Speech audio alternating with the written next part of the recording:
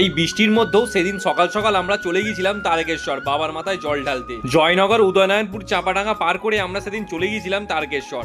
আর এইখানে যাওয়ার পথে দেখতে পাচ্ছেন প্রাকৃতিক সৌন্দর্যটা কতটা সুন্দর দেখতে লাগছে। এই বৃষ্টি হচ্ছে চারিদিকময়, আর এই বৃষ্টির মধ্যেই আমরা সেদিন চলে গিয়েছিলাম বাবার কাছে। একেই বৃষ্টির জন্য বাড়ি থেকে বেরোতে হয়ে গিয়েছিল অনেকটা লেট, তার উপর এখানে পৌঁছে রেলগেট আমাদের পিছু ছাড়লো না, এখানেই চলে গেল বেশ কিছুটা সময়। একে অনেকটাই লেট হয়ে গেছে, তার উপরই মাঝে মাঝে শুরু হয়ে যায় বৃষ্টি। আর এই বৃষ্টির পরেই আমরা ফের চলে এসেছিলাম এখন বাইকের গ্যারেজে, কেননা আসার পথেই আমার গাড়িটা একটু প্রবলেম করছিল, তাই জন্য একে অনেকটা লেট হয়ে গেছে। আর এই গাড়িটা আমরা এই গ্যারেজে জমা রেখে সোজা চলে যাচ্ছি এখন বাবার মন্দিরের দিকে। চলে এসেছি আমরা এখন বাবার মন্দিরের ঠিক একদম মেন গেটের সামনে। এখান থেকে এবার প্রবেশ করব মন্দিরের ভিতরে, আর এরপরেই গিয়ে এবার ওখান থেকে জল নিয়ে বাবার মাথায় জল ঢালাটা আমরা কিন্তু এবার সম্পূর্ণ করব। বাবার মন্দিরের ঠিক সামনে যেতেই আমাদের পিছনে পড়ে গিয়েছিল একটা পান্ডা। ইনি একভাবে আমাদেরকে বোঝাতে থাকে যে চলো আমি নিয়ে গিয়ে ভালো করে পুজো করিয়ে দেবো।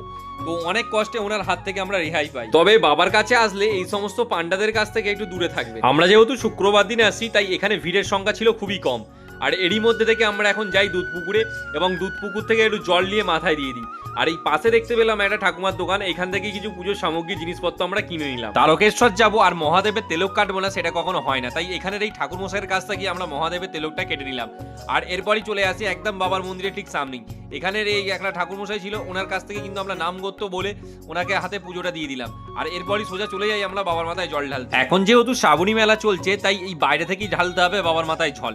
আর এইখানে দেখতে পাচ্ছেন এই জায়গাটা থেকেই সবাই জল নিয়ে যাচ্ছে, এবং এইখানটা থেকে কিন্তু জল ঢালছে একটা পাত্রে, এখান থেকেই সোজা চলে যাচ্ছে বাবার মাথায়। ভিতরে যেহেতু ভিডিওগ্রাফি অ্যালাউ নেই, তাই কোনো রকমে আমি এই জায়গাটা থেকেই আমি চেষ্টা করেছিলাম যে বাবার ছবিটা অন্তত আমি আপনাদের সামনে তুলে ধরার, কিন্তু সেটা পারলাম না। বাবার মন্দির থেকে বাইরে বেরিয়ে মার্কেটটা একটু ঘুরে দেখছিলাম, আর সামনে দেখতে পেলাম বেশ কিছু আচারের দোকান। কয়েকটা দোকান ঘুরে দেখে নিজেদের পছন্দ মতো কিছু আচার এখান থেকে নিয়ে নিলাম।